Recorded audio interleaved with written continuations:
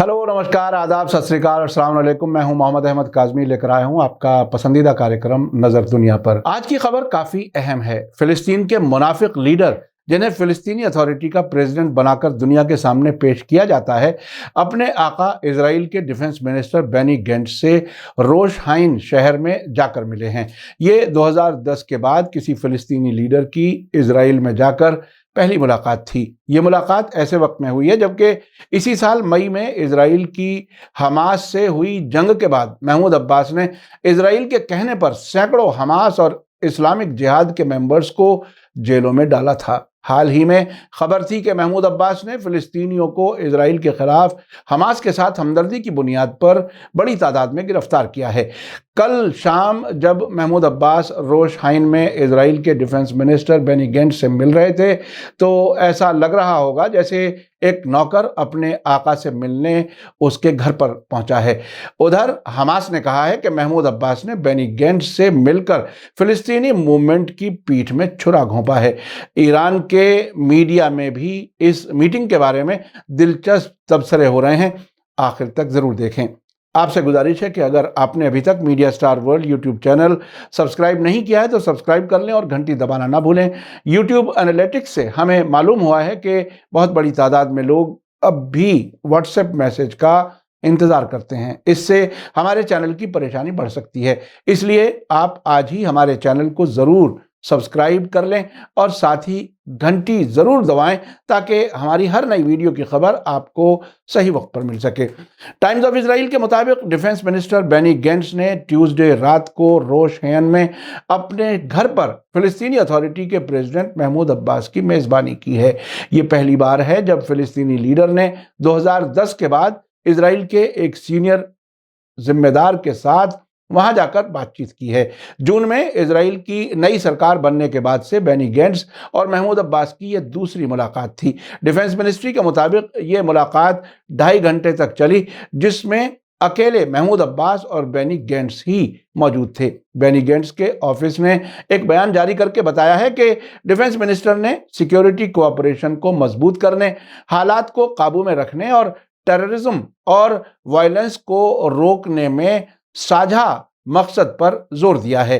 Gents ने अब्बास को यह भी बताया है कि उनका इरादा डिफेंस मिनिस्ट्री के बयान के मुताबिक सिविलियन और फाइनेंशियल मामलों में भरोसा कायम करने के कदमों को आगे जारी रखना है। फिलिस्तीनियों के लिए इजराइल का फौजी तालमेल रखने वाले अफसर गस्सान एलियन, जिसे आमतौर से कोगट कहा जाता है, ने भी इजराइल की तरफ से बैठक में हिस्सा लिया। दूसरी तरफ महमूद अब्बास के साथ उनके खास सलाहकार हुसैन अल शेख, जो इजराइल के साथ तालमेल के लिए फिलिस्तीनी जिम्मेदार हैं, और फिलिस्तीन की खुफिया एजेंसी के सरबराह माजिद फराज भी उनके साथ इजराइल जाने वालों में मौजूद थे। अल शेख ने कहा कि दोनों लीडर्स के बीच सियासी सवालों और यहूदी बसने वालों के जरिए किए जाने वाले हमलों के बारे में बात की गई है।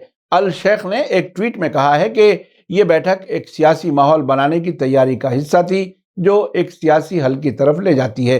साथ ही साथ यहूदी बसने वालों की हरकतों की वजह से इलाके में तनाव की हालत पर भी बात की गई है। टाइम्स ऑफ इजराइल ने आगे लिखा है कि हाल के हफ्तों में फिलिस्तीनी टेररिस्ट हमलों में तेजी देखी गई है। फिलिस्तीनियों के खिलाफ यहूदी बसने वालों की तरफ से भी हमलों में इजाफा हुआ है। इस अखबार के मुताबिक प्राइम मिनिस्टर नफ्ताली बेनेट फिलिस्तीनियों के साथ नए सिरे से अमन बातचीत के मुखालिफ हैं और उन्होंने महमूद अब्बास से मिलने से इनकार किया है। फिर भी उनकी सरकार ने फिलिस्तीनी अथॉरिटी को आगे बढ़ाने और उसकी बीमार इकोनॉमी को मजबूत करने का वादा किया है, जिस सिलसिले में गेंट्स इसमें पहल कर रहे हैं। गेंट्स ने कहा है कि वो महमूद अब्बास की हुकूमत को वेस्ट बैंक में एक मजबूत हमास के अकेले मुतबादिल के तौर पर देखते हैं। बेनी गेंट्स ने अगस्त में कहा था कि अगर फिलिस्तीनी अथॉरिटी की हुकूमत मजबूत होगी तो हमास कमजोर होगा। जब फिलिस्तीनी अथॉरिटी के पास हुक्म लागू करने की ज्यादा सलाहियत होगी तो ज्यादा सिक्योरिटी होगी और हमें ज्यादा कुछ करने की जरूरत नहीं होगी। टाइम्स ऑफ इजराइल ने लिखा है कि इसी मकसद के लिए मौजूदा इजरायली सरकार ने फिलिस्तीनी अथॉरिटी पर कर्ज के दबाव को कम करने के लिए 50 करोड़ शेकल का قرض دیا ہے۔ ویسٹ بینک اور غزہ میں رہنے والے بنا دستاویز والے فلسطینیوں کو پرمٹ دیے گئے ہیں اور ویسٹ بینک کی اکانومی کو رفتار دینے کی کوشش میں فلسطینیوں کو اسرائیل میں کام کرنے کے لیے پرمٹ کی تعداد میں اضافہ کیا گیا ہے۔ اسرائیل کے ڈیفنس منسٹر بینی گینٹس نے سب سے پہلے جولائی میں محمود عباس سے فون پر بات کی تھی۔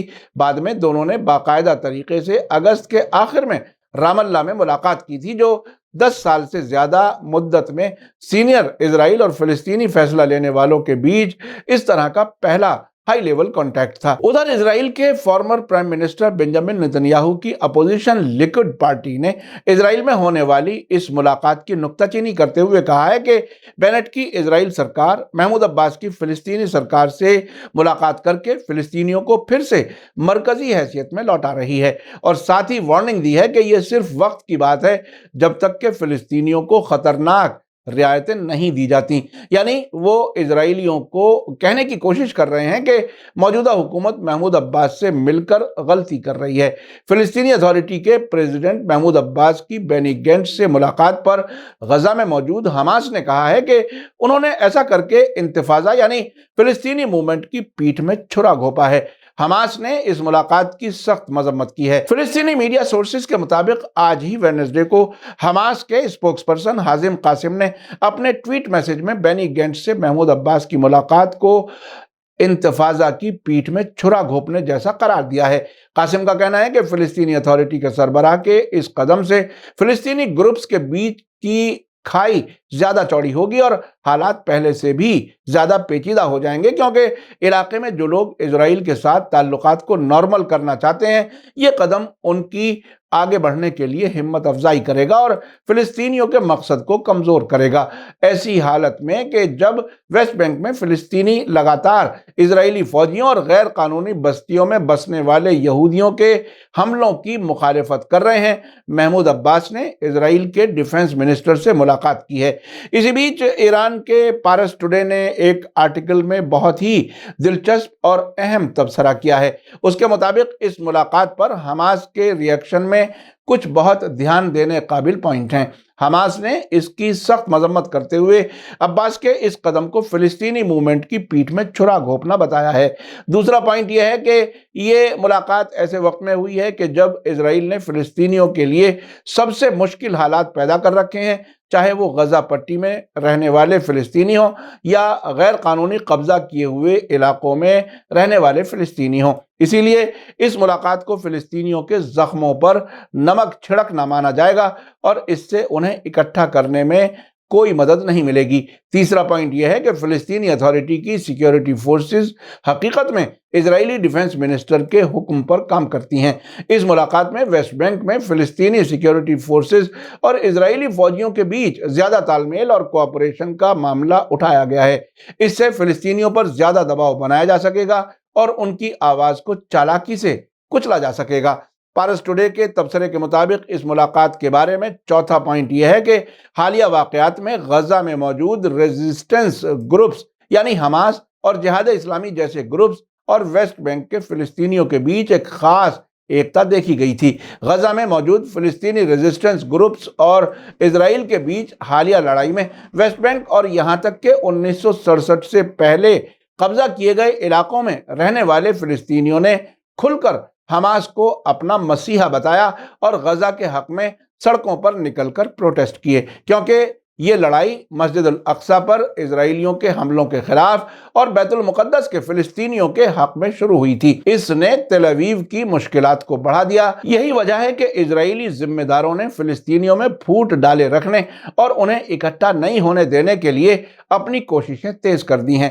پارس ٹوڈے نے آخر میں کہا ہے کہ لیکن محمود عباس اور اسرائیلی افسران شاید یہ بھول رہے ہیں کہ اس طرح کی ملاقاتوں سے فلسطینی پہلے سے زیادہ اکٹھے ہوں گے، کیونکہ انہیں اپنے بیچ غداروں کو پہچاننے میں آسانی ہوگی، جس کے نتیجے میں ان کے موومنٹ کی دھار اور تیز ہوگی اور آخرکار فلسطینی सरजमीन आजाद होगी।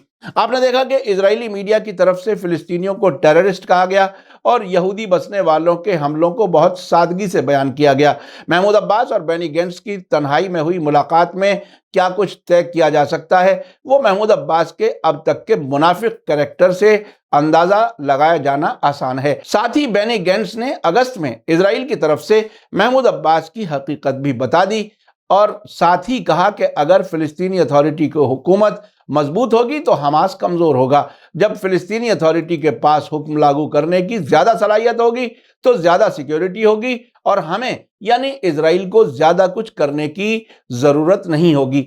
इसी के नतीजे में फिलिस्तीनी अथॉरिटी खुद फिलिस्तीनियों को हमास और जिहाद इस्लामी का मेंबर होने के इल्जाम में बड़ी तादाद में गिरफ्तार करती रही है। महमूद अब्बास को इजराइल लगातार फिलिस्तीनियों के खिलाफ इस्तेमाल कर रहा है। अब से पहले भी फिलिस्तीनी अथॉरिटी ने इजराइल के हक में ही काम किया है। दूसरी तरफ गजा में रहने वाले हमास और जिहाद इस्लामी ने 11 दिन की जंग में 4,500 रॉकेट और मिसाइल इजराइल पर दागे थे। महमूद अब्बास की हुकूमत वेस्ट बैंक में उनके हमदर्दों को गिरफ्तार करके इजराइल को सौंप रही है।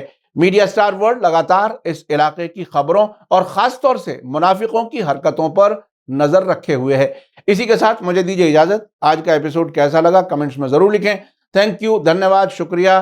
जय भारत, जय हिंद। मीडिया स्टार वर्ल्ड के और वीडियो देखने के लिए हमारे चैनल को सब्सक्राइब करें और सीधे नोटिफिकेशन पाने के लिए बेल आइकन दबाएं। और अगर हमारी खबर सच्ची और अच्छी लगे तो अपने व्हाट्सएप, इंस्टाग्राम, फेसबुक और ट्विटर अकाउंट पर जरूर शेयर करें।